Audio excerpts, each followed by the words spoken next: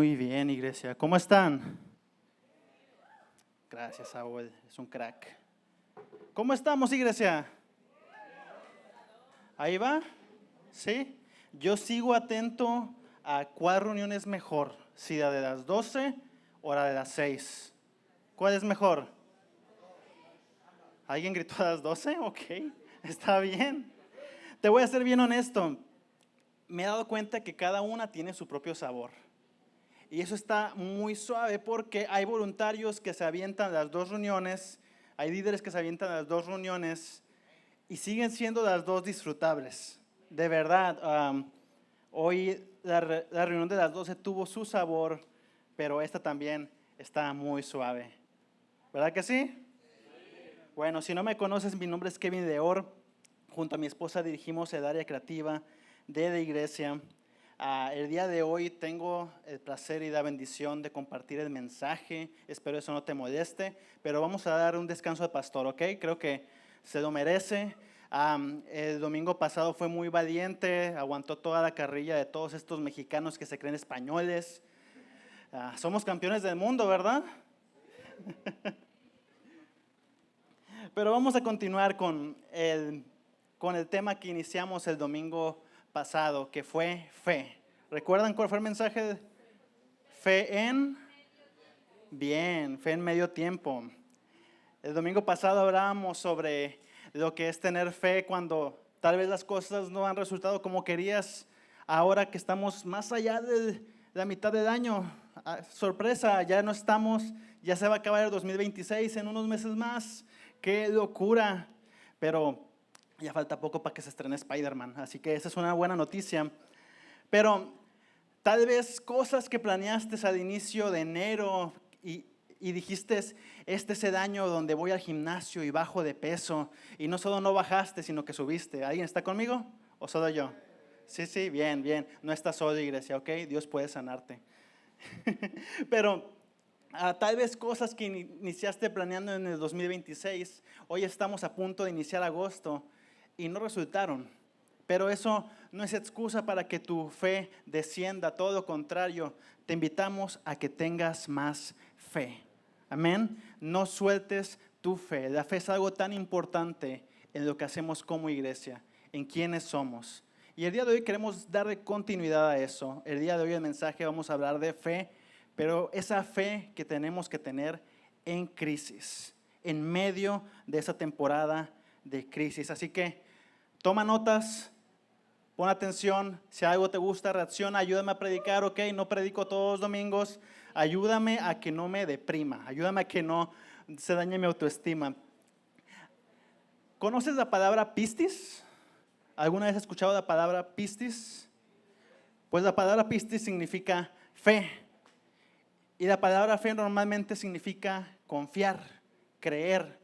Pero es curioso porque pistis es una palabra griega que originalmente, y me gusta mucho cuando profundizo en las palabras griegas porque tienen casi el mismo significado, pero una diferente intención. Y en el caso de la palabra pistis, en el caso de la palabra fe es confiar, es creer, pero no solamente en algo, es creer en alguien. Y no solamente es creer en alguien, sino que es creer en alguien que tiene evidencia de ser confiable. Es confiar en alguien que sabes que sí cumple su palabra. Eso define mucho la diferencia entre una religión y una relación con Dios. Porque no creemos en Dios solamente porque hemos escuchado su nombre en la sociedad. No creemos en Dios solamente porque es parte de una tendencia. Creemos en Dios porque hemos experimentado que es real. Porque hemos confirmado, porque tenemos evidencia de que cumple su palabra. Y el día de hoy, iglesia, quiero que tengamos eso muy claro, porque estos mensajes se tratan de preguntar dónde está tu fe, en quién estás confiando y quién es Dios en tu vida en medio de todo eso. Pero el mensaje no solamente se llama fe en crisis. Y hay una historia en la Biblia que creo que representa muy bien lo que representan estas dos palabras, fe y crisis, y puedes encontrarlo en el libro de Job. Si tienes tu Biblia ahí, te invito a que abras en el libro de Job, capítulo 1, versículo 6. Tal vez algunos ya saben para dónde va la historia, pero vamos a tocar varios puntos con la historia de Job el día de hoy.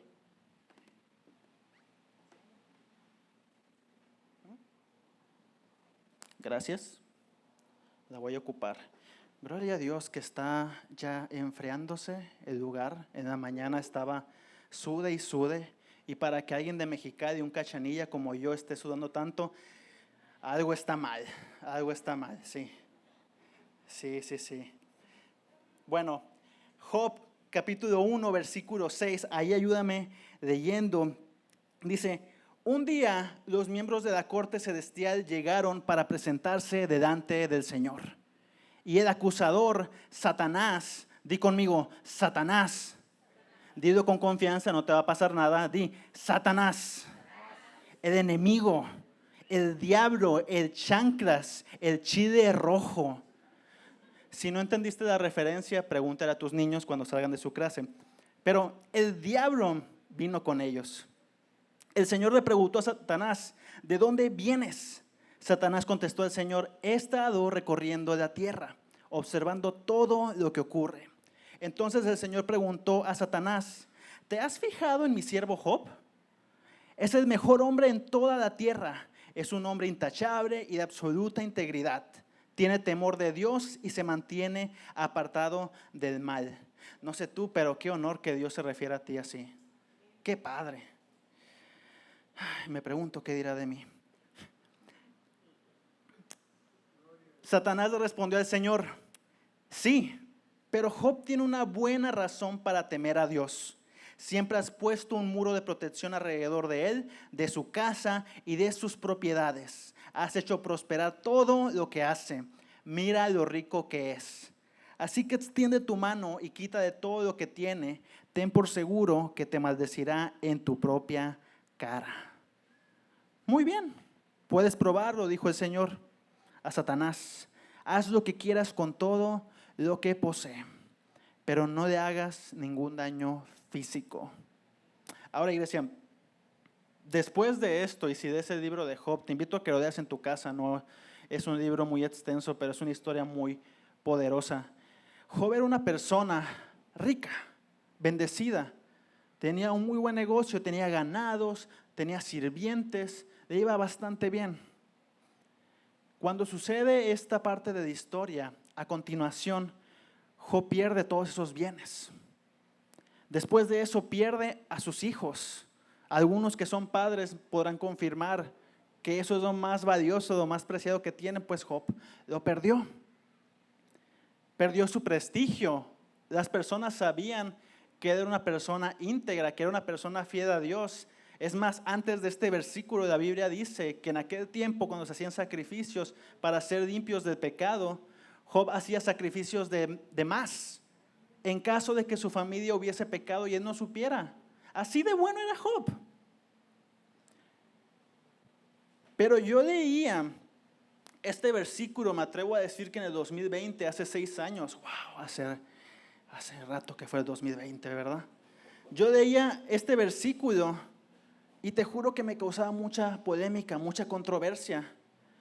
Porque yo le preguntaba a Dios con esto: ¿por qué dejaría Dios que le pasara algo tan malo a alguien tan bueno? ¿Te has hecho esa pregunta alguna vez? Oye, es que yo escucho que dicen que Dios es bueno, pero si ese es el caso, ¿por qué pasan cosas tan malas? Sabes que hay personas que cuando las cosas no les salen bien, dejan de congregarse, dejan de tener fe. Cuando recién conocemos a Jesús, ay, todo es tan bonito, todo se ve color de rosa. Es más, todo se ve como un jardín de rosas, como dice la canción de Rojo. Dios bendiga a Rojo, la mejor banda de rock cristiano en español. Amén. Por ahí escuché un rescate. No, es Rojo, es Rojo.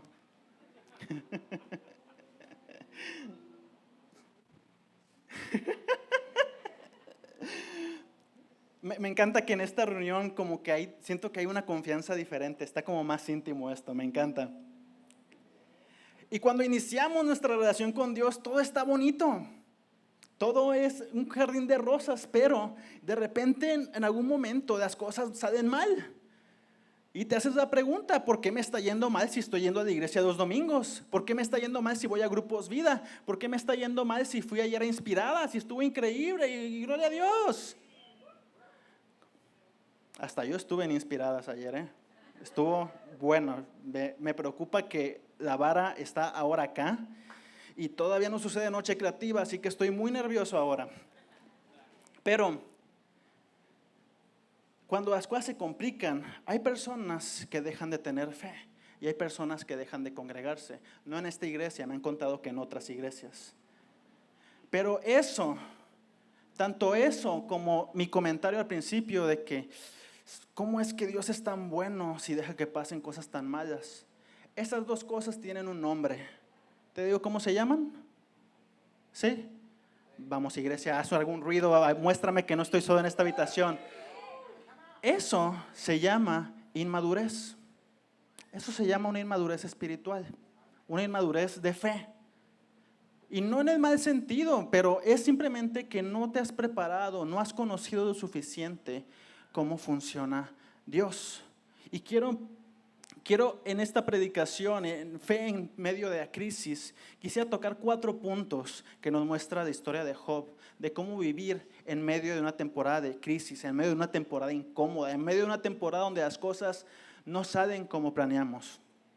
Y la primera cosa que necesito que hagamos es romper esos mitos, esas leyendas, esos tabús religiosos que no tienen nada de cierto. La primera cosa que ocupamos aclarar es que crisis llega tarde o temprano.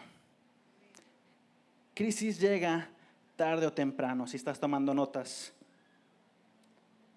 La Biblia nunca nos prometió que no debamos a pasar mal. Es más, todo lo contrario. Dice en Juan, capítulo 16, versículo 33, dice: les he dicho todo lo anterior para que en mí tengan paz. Aquí en el mundo tendrán muchas riquezas, lujos, placeres. No, ¿qué dice? Aquí tendrán pruebas y tristezas. Algunos dijeron aflicciones, no es tan mal, simplemente diferente versión. Yo también me la sabía en esa versión. Pruebas y tristezas. Y tal vez tú ahorita estás diciendo, ya no me gustó esto de la iglesia. No, mejor ahorita me voy al Sobres, bueno, ahorita ya no está el Sobres. ¿Ahorita qué sería? Me voy a un café, me voy a ver un partido, ya se acabó el mundial, no te vayas. No, ya no me gustó. Antes de que te desilusiones, dice, pero anímense, no te agüites, tranquilo, porque yo he vencido al mundo. Salmos 23, versículo 4, sí lo voy a decir en Reina Valera. ¿Qué dice Salmos 23, versículo 4? Nunca andaré en valle de sombra de muerte. ¿Dice eso? No, dice, aunque ande en valle de sombra y de muerte, no temeré mal alguno, porque tú estarás conmigo. La Biblia nunca nos promete que no la vamos a pasar mal. Todo lo contrario, nos promete que la vamos a pasar mal, pero también nos promete que Dios va a estar con nosotros en medio de esos malos momentos. Iglesia, no sé qué crisis estás atravesando. No sé cuál es la temporada que estás viviendo, pero sea cual sea tu temporada, Dios sigue siendo el mismo. Lo dijimos el domingo pasado en el mensaje del pastor. Dios sigue siendo el mismo en cada temporada. Y necesitamos romper ese mito religioso de que si estás con Dios no vas a ser atacado. Es más, no quiero que te vayas de la iglesia, pero es muy probable que entre más busques a Dios, más seas atacado. Hay un diablo, hay un enemigo, hay un Satanás que quiere desviarte, que quiere apagar tu fe y quiere destruir a tu familia. Eso no es un mito, eso es un hecho. Y tienes que saber cómo enfrentar todos esos ataques en medio de la crisis. Pero ahí te va el segundo punto. Crisis significa algo más que caos. Aquí vienen las buenas noticias. Crisis significa algo más que caos.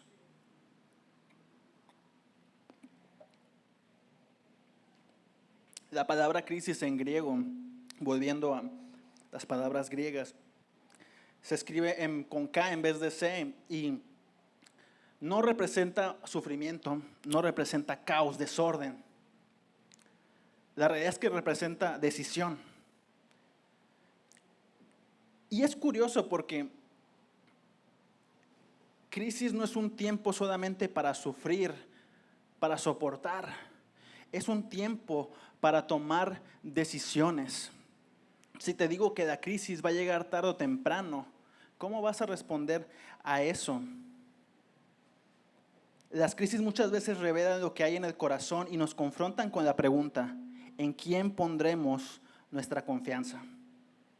Me gusta verlo como una pelea de bots, donde la vida, el diablo te está golpeando, te está atacando y su meta es derribarte, es tumbarte y que ya no te levantes. Es que escojas estar deprimido, es que escojas rendirte, pero la fe es aquel sustento de quien nos sujetamos, que es Dios, y permite que no caigamos a pesar de todos los golpes que recibamos. Aun si el diablo tiene cara de Canelo Álvarez, si estás sujetado de Dios, no vas a caer. ¿Alguien lo cree? ¿Sí? Ahora, punto número 3. Cambia tu pregunta. Dile a la persona que tienes a un lado, cambia tu pregunta. La Biblia menciona que la meta de Satanás era que Job maldijera a Dios.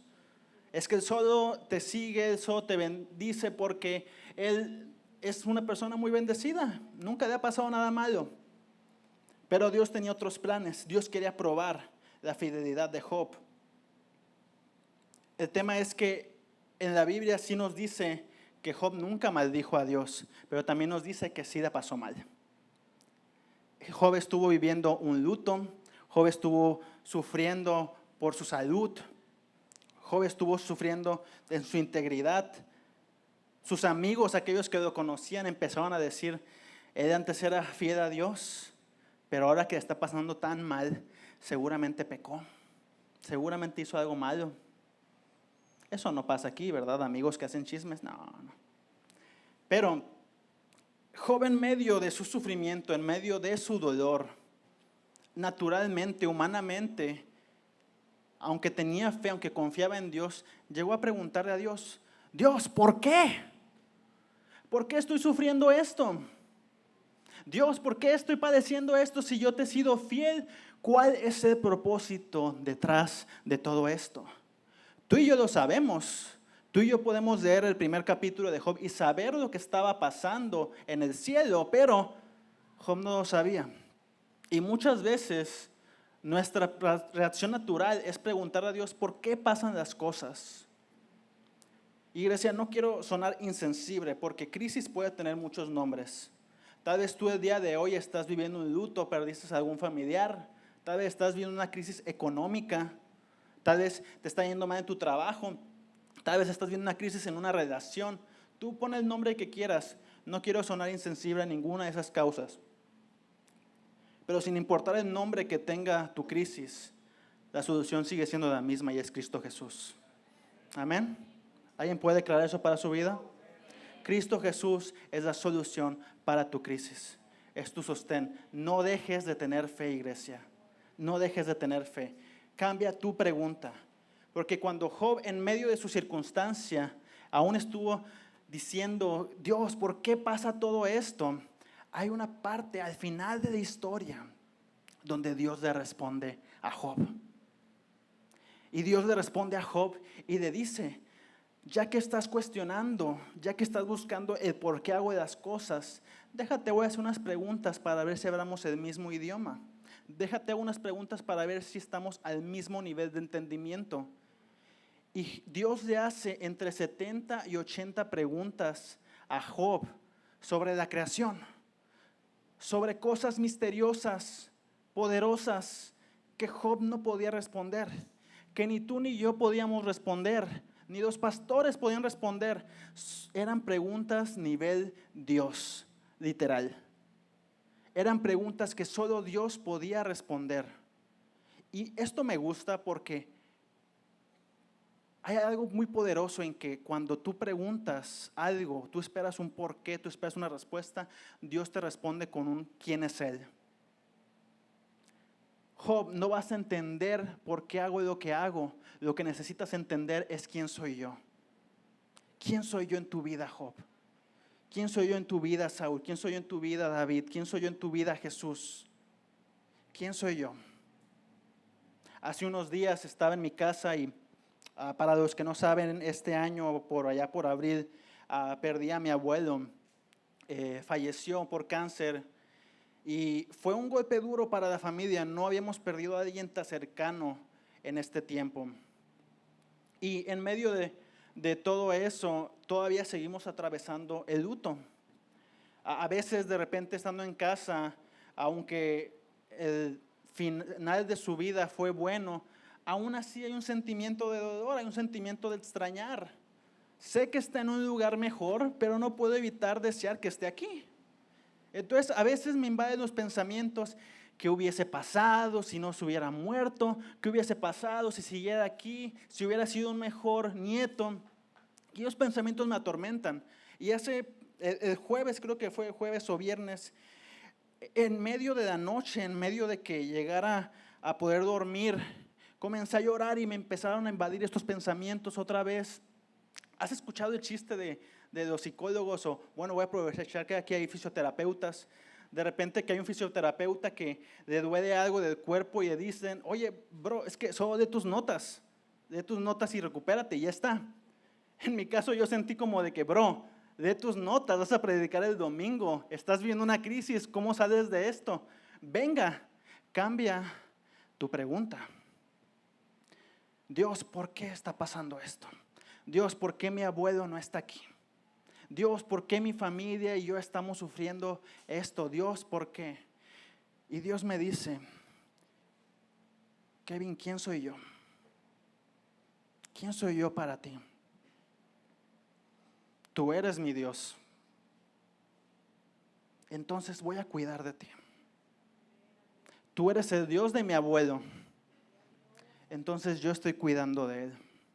Tú eres el Dios de mi abuela, entonces estoy cuidando de ella. Tú eres el Dios de mi esposa, eres el Dios de mi familia, eres el Dios de mi iglesia, eres el Dios de todas estas familias. Si Él cuida de las aves, ¿por qué no va a cuidar de ti?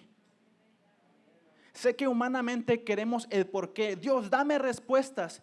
¿Quién es Dios para ti? Y dependiendo quién es Dios para ti, ¿tienes realmente fe? ¿Dios realmente es alguien que te ha probado que puedes confiar en Él? No sé tú, pero para mi vida sí.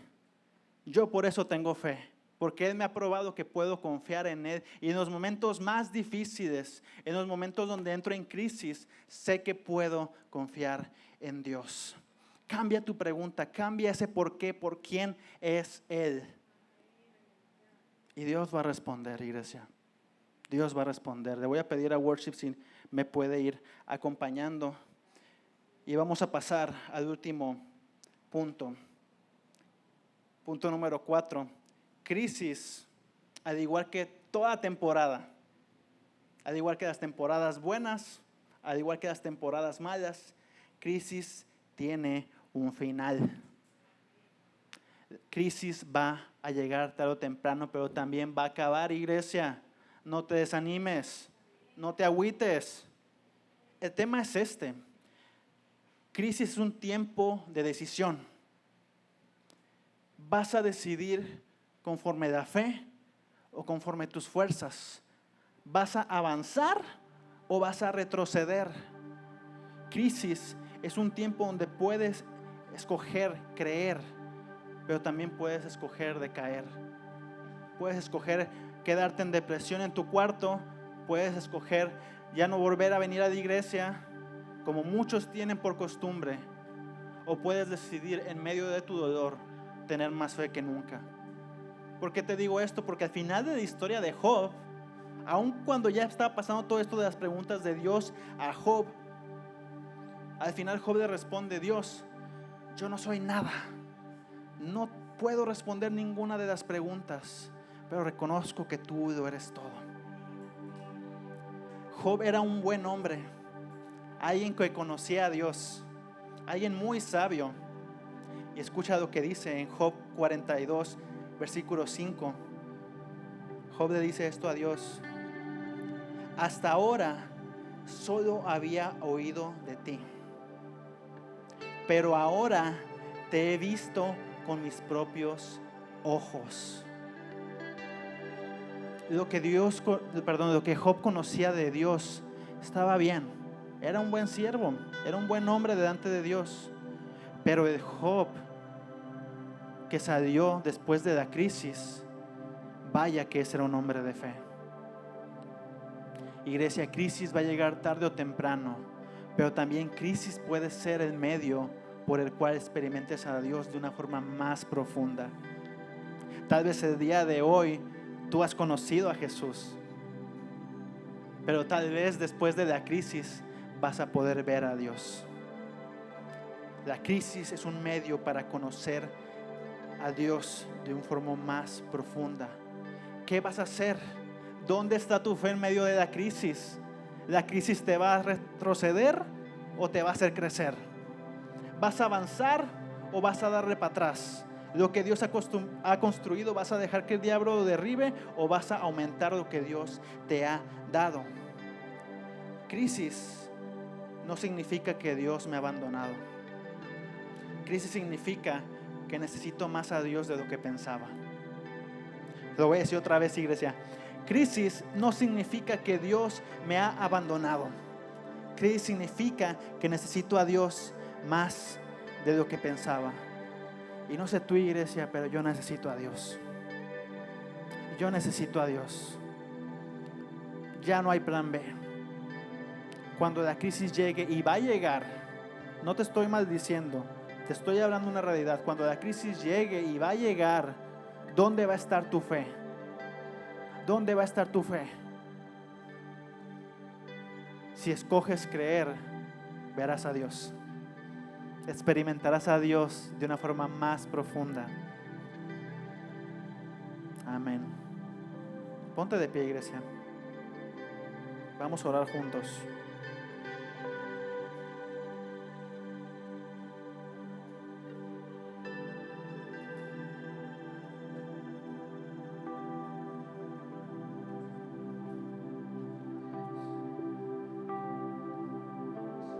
Ahora, quisiera hacer una pregunta y creo que podemos aprovechar que 6 p.m. es más íntimo.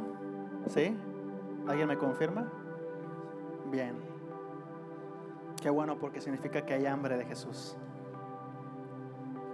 Quiero hacer una pregunta y no te sientes obligado a responder, pero lo queremos hacer con una buena intención. ¿Hay alguien aquí que el día de hoy pueda levantar su mano y decir: yo estoy atravesando una crisis?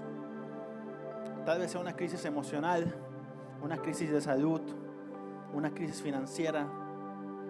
Tú pones el nombre. ¿Hay alguien que está atravesando una crisis el día de hoy?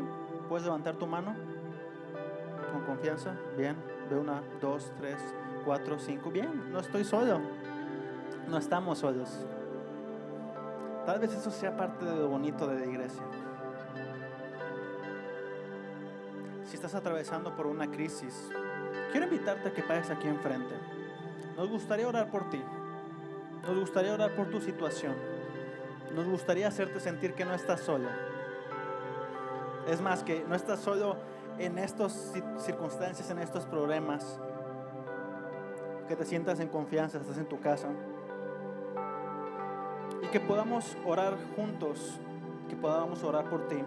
Voy a hacer también la invitación a líderes, si nos gustan acompañar, a orar por las personas que lleguen a pasar. Y si tú no vas a pasar, o si tú no sabes qué orar en estos momentos, cómo cerrar este momento íntimo con Jesús, me encanta que la canción que estamos a punto de cantar también es una buena oración de fe. Así que si no sabes qué decir, canta junto con su iglesia. Y si tú quieres pasar enfrente, que oremos por ti, aquí vamos a estar. Amén. Vamos a